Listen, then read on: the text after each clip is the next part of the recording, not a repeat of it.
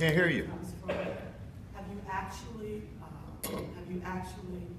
had an opportunity to actually copy the page out of the budget, the line item page that actually shows where the funds come from? So that the public has that absolute information instead of us just talking. Did you have an opportunity to do that? So, you know, we're not here today to talk about the financing agreement. Yes, we are, because you're talking about financing your bills. Okay. What I will say is we've had a number of independent financial analysis that have been done on the bill that has been disseminated. We had a person come and talk in front of the Ways and Means Committee about what that actually looks like in terms of numbers. One of the biggest holes we have right now is we don't know what the maintenance and operations allocation will be, and we don't know, there are no cost overruns that are budgeted in. All it says is that the RSA is responsible. And so as the public, we don't know where the RSA is getting that money, since it's funded by city, county, and state. And we have the state over here saying we will have to make an appropriations bill through the General Assembly in order to provide anything for maintenance and operations or for cost overruns, and we're not willing to do that. So there's a lot of information that has not been given to us or has not been thought through. So what our financial analysis did is they looked at similar deals in other cities. They allocated 20% for cost overruns, which is about standard.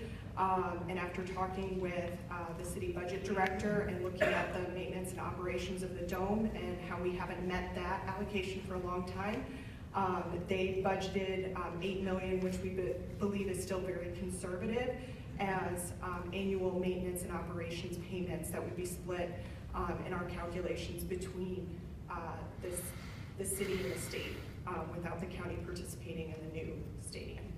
Okay, I appreciate your very thorough and honest answer. No, you don't know where the money comes from. And no, you haven't seen it specifically. But yes, you are telling the public something that you don't absolutely know and or understand. And that's not fair. But anyway,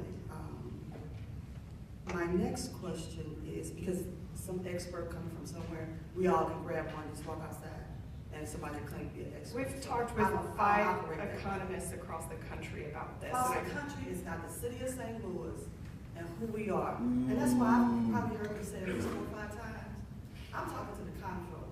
At the end of the day, I will understand my finances from the person who oversees my finances and who the people have elected a number of times to represent us and protect our rights. And that manila envelope sitting right there is from the comptroller that has her financial analysis, and she is not in support of this current deal for the exact same but reasons. don't confuse why she's not.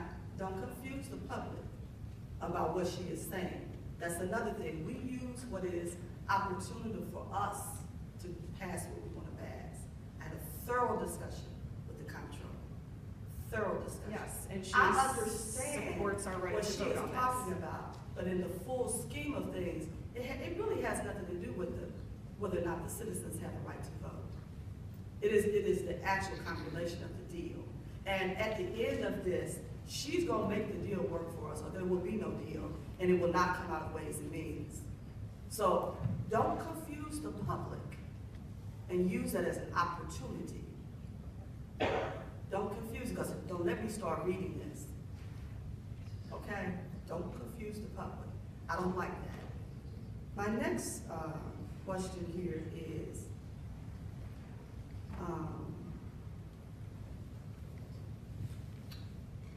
there's been some talk about we don't care about future jobs, but I care about current jobs. That's what I care about. I care about my senior citizens that are making a difference by working part-time in that stadium. I care about the people who have formulated the opportunity to have a career since they've been here and now have good living wages and are able to send their kids to college and able to do some of the things that the average Joe who only has a high school education wouldn't have had the opportunity to do. So I care about today. I look at now. And so I don't want to get into all that futuristic, whatever it is that you're talking about when you say you don't care about jobs.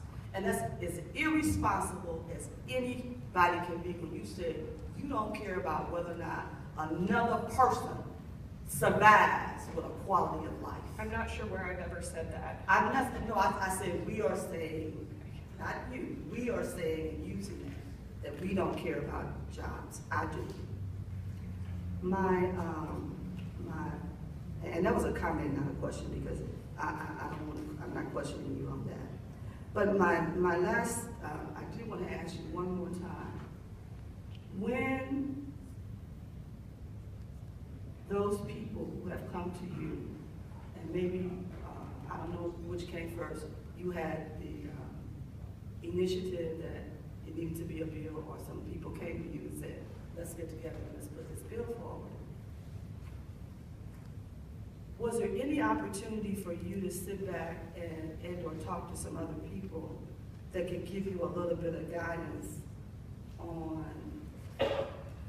how this could have been done for you or something? So we did, it's a 2.5-page bill. It's a 3-page bill. It's a pretty simple bill for coming out of the Board of Aldermen. I know that we often have things that are 80 pages or more. Well, but what we went through to get here, and it's still, you're still talking, you still have all these other things that are convoluted in this, because all you want to ask for is a simple vote. Correct, and that's what it lays out. The bill says that when a financing agreement is passed, the Board of Aldermen has to give the ballot language to the Board of Elections. The comptroller provides a fiscal note. The board sends that fiscal note to be included with the ballot language to the Board of Elections. The Board of Elections schedules the election, has the election, and then after that, the mayor and the comptroller are authorized or not authorized to enter into a financial agreement. That's pretty simple. And I also wanted to ask, what is your opinion from the public meetings and things that we've had? What is your opinion of the percentage of those who appear to support the initiative and also were not asking for a public vote? I attended both hearings, and the majority of people who spoke in opposition to the stadium said one of the main reasons that they are opposed is that they want to vote on this. But then what I'm saying is, not just the people who spoke, because everybody didn't speak, but there was some general understandings from the questions that were asked, the watching of the people and their applauding. I know when I went to the riverfront, it was probably somewhere, and I'm gonna give it a low number because it really probably was higher. I would say 75% of the people there were for it and they weren't asking for a city vote. And honestly, it's probably more like 90. And I counted at one point because I had to know, and I counted about 47 people out of all those people down there who were just honestly into it. And you could, I mean, every time there was something that they felt negative about, they let it be known. And I think you and I have very different perceptions of that meeting. I also think a lot of those supporters are people from the county who we are not elected to represent. Well, you know, that's another